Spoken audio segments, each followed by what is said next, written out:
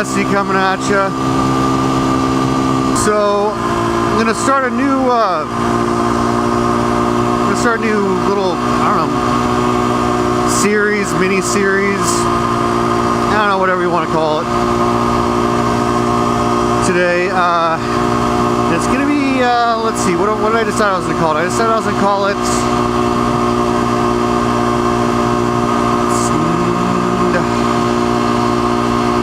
I call it Nessy's MotoGalley. Nessy's MotoGalley. You're like, what is that? Well, I am going to talk about food. Because I like to eat. And I like to cook. I'm not just going to talk about food, I'm going to actually cook some recipes. So today's the first recipe is one of my good buddies just got back from Southeast Asia, and one of his favorite things that I make is I make some pork tacos. So I'm going to make some pork tacos today. I'm gonna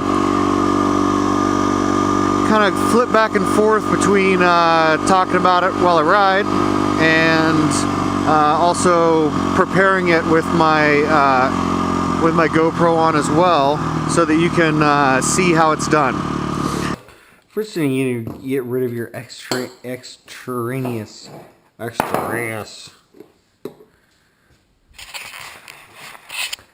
And we're going to use a oh shit, excuse me, oh stoop. Okay, so we're gonna get our ingredients together for this recipe. As far as the recipe side goes,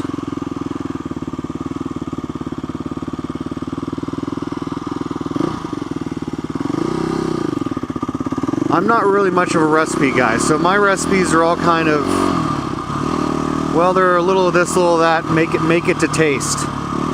What you think, you know, kind of what your spice, sweet level, your salty level, like what you think. To make these pork tacos, what you're gonna need, I'm on the way to the meat market to pick up some pork butt or pork shoulder. It's called pork butt, but the cut itself is from the shoulder of the pig.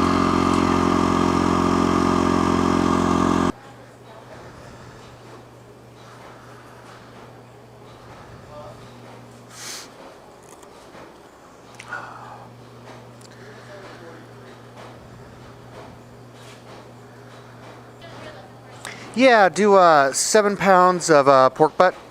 7 pound pork butt? Yeah, bone in.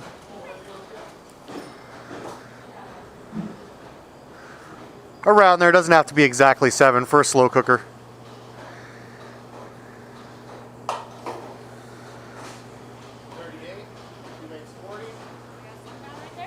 Perfect.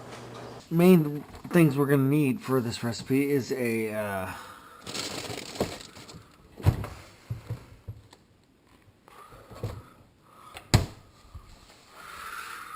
we need the pork.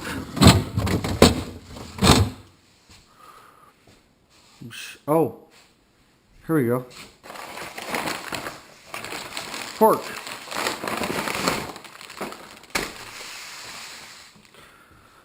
And we're going to need some sauce. Looks like I'm going to use the Habanero hot sauce. What you're going to need for this recipe is a slow cooker. Crock pot. It's a crock pot recipe basically. And then you can kind of, I mean, that's the basis for it. Then you can kind of make it as homemade and custom as you like.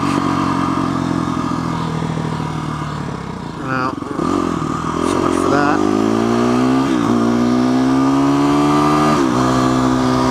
You make it about as custom as you like.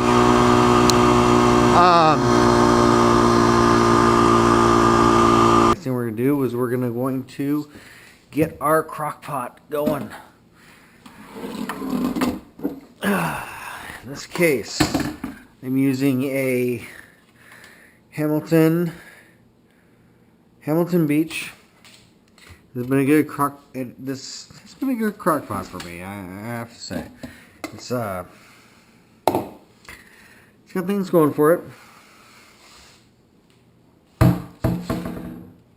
We don't want to turn this to low. You're gonna need 7 pounds of pork shoulder.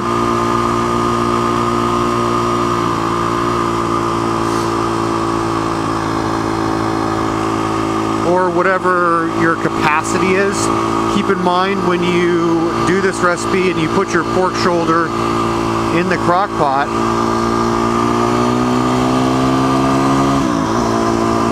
that you're going to want to make sure that you are able to completely submerge your pork, or mostly submerge your pork in liquid.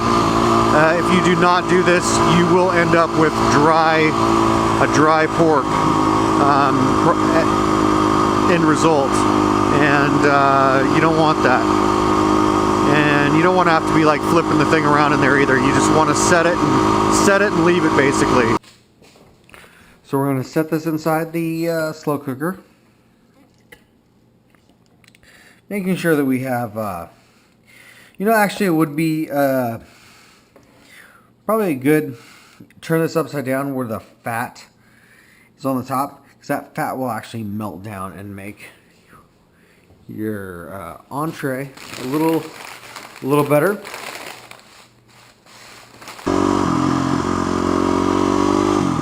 So, ingredients you're going to need for this recipe kind of varied. What I usually use, so after you have your pork, you're going to want to salt your pork. I usually like to use a sea salt. I have some natural Hawaiian sea salt that I use. After you salt your pork, you're going to want to put that into the crock pot.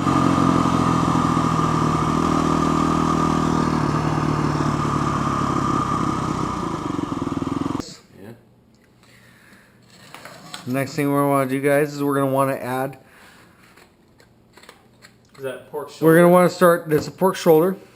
Kosher salt and Pork apple butt. cider vinegar. Hawaiian sea salt, apple cider vinegar is what we started with. Pork butt. And the next thing we're going to do is we're going to start cooking. We're going to start chopping our veggies. About a cup of apple cider vinegar.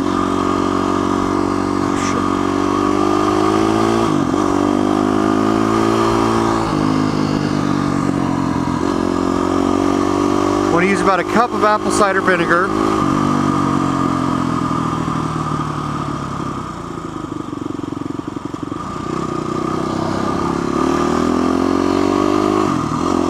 And as well as, well, usually it's kind of a cup of apple cider vinegar, and then you add in some. I usually add in some ketchup. Let's say about a half a cup. I might change these portions out when I'm actually making it today and for you. As well as if you want any hot sauce. And then you're gonna kind of add in your veggies. I usually take an onion. Don't chop. You don't have to chop it real fine. Remember, this is all just gonna kind of you're just getting the flavor out for the pork, and then. Oh, nice. shit. Hey, so how Did you get that in your video camera? Yes. Dude, you're going to wake up your wife. Yeah, she's gonna be mad. So Oh, you want down. Quiet. Hey, so Watch your fingers. God damn it, watch your fingers. God damn your it. knife work is exquisite. Yeah, you need to get a sharper knife.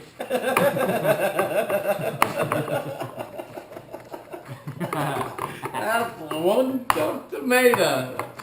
You basically may as well take it like a meat tenderizer and just like. Yeah.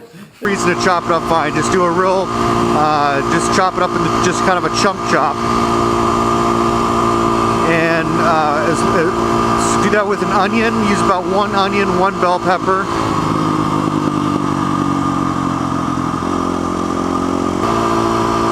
Yeah, 1 onion, 1 bell pepper, as well as some Ancho and Guajillo chilies. Now, the proper way to include the Ancho and Guajillo chilies is to de-seed them first. Use dried chilies, de-seed them, and then soak them in water, submerge them in water. Just kind of use a bowl and put them in water, and kind of put another bowl on top, and let that soak. Let those soak and kind of rehydrate for about a half hour, 20 minutes. You don't have to do this. It is optional. You can skip the step and but do de-seed these things. Otherwise, you might have a little more spice than you're wanting. What do you got going on there? What's going on? Oh, are those your chilies? And so here are our chilies that we're going to want to add to the mixture. What kind of chili? Guajillo and Ancho. Oh, Ancho. Okay. Did you break them open or anything? Or just not like Sancho from the show here. So we're gonna we soaked our chilies. Now we're gonna want to de-seed them. As you know, actually a few seeds are definitely okay because add a little heat and really the heat that's added to the mixture is not going to be apparent in the actual pork itself. It's more going to be apparent when you actually blend the ingredients into the saucier. Saucier. When you create the saucier. And then kind of the optional spicy peppers is a combination of either Serrano, Habanero, or jalapeno, depending on how spicy you want your mixture. Now keep in mind, you can make it really darn hot if you want, if you're not going to use the sauce at the end, because really the pork, it's going to pick up flavor, but it's not going to pick up that intense heat. Now, if you are going to, like I suggest, blend the pulp up afterwards to make the adobo sauce, or I guess is what I would be calling it. I originally got this recipe online as an adobo pork recipe, and so I kind of tweaked it along the lines, and it's now it's just second nature to me, and I just kind of feel it out. Like I said, I'm not really a recipe guy, so.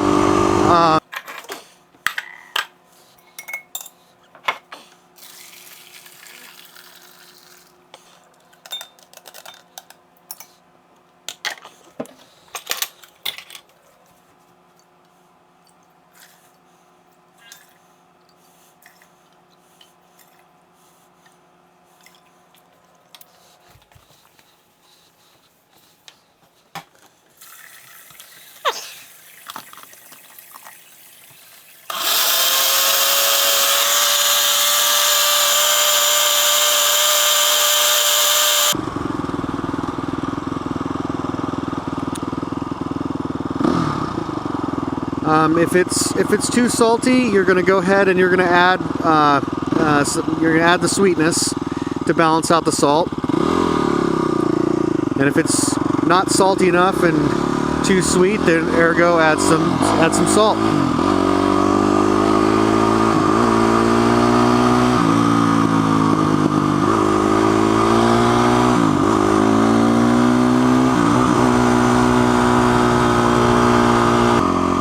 You're going to go ahead and pull it apart, and then what I like to do is, it's up to you if you want to keep it on the healthier side.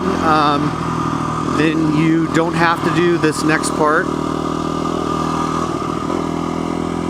But I usually like to fry my pork off, and I just find that it gives it a nice,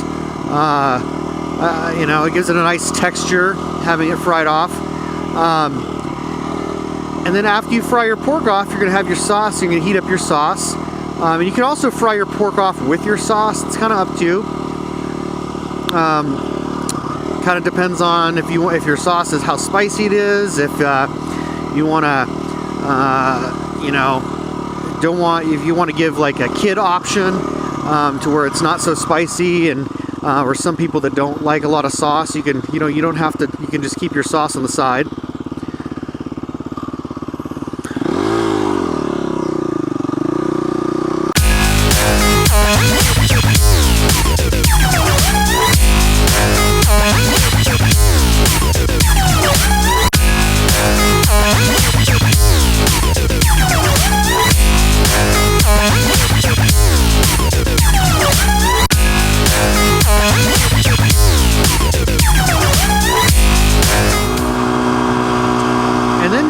So that's pretty much, you're pretty much done there.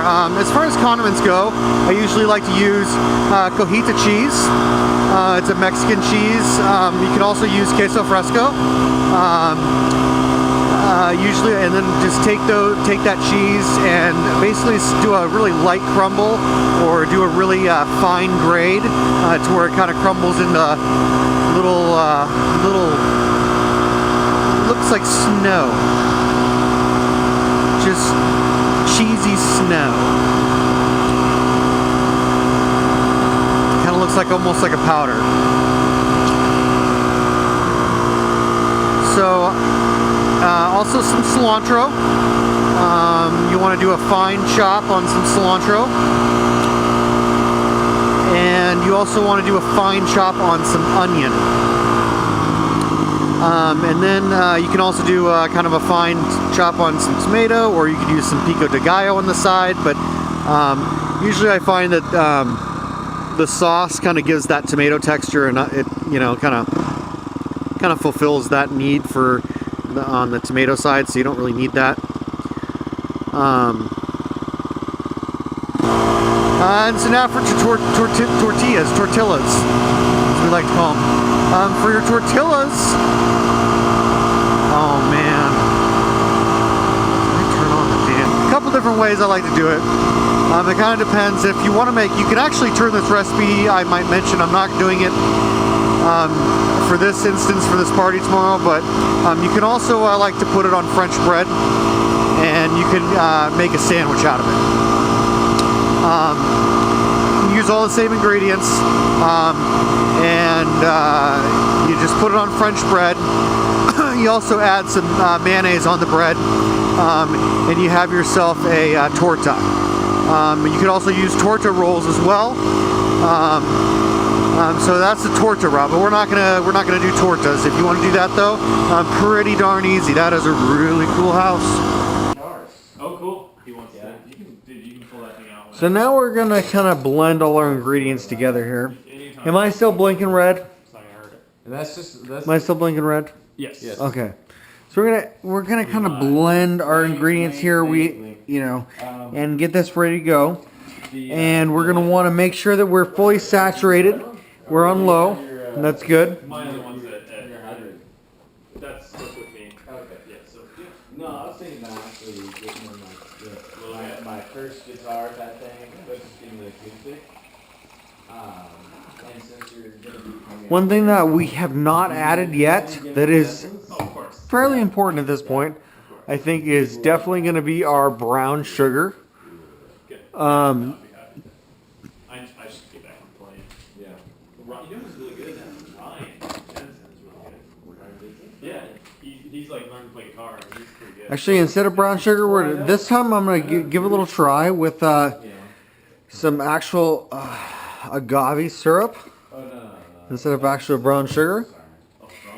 And then we're going to add a little bit of water just to make sure that we're right on the top of where we need to be to really get things actual.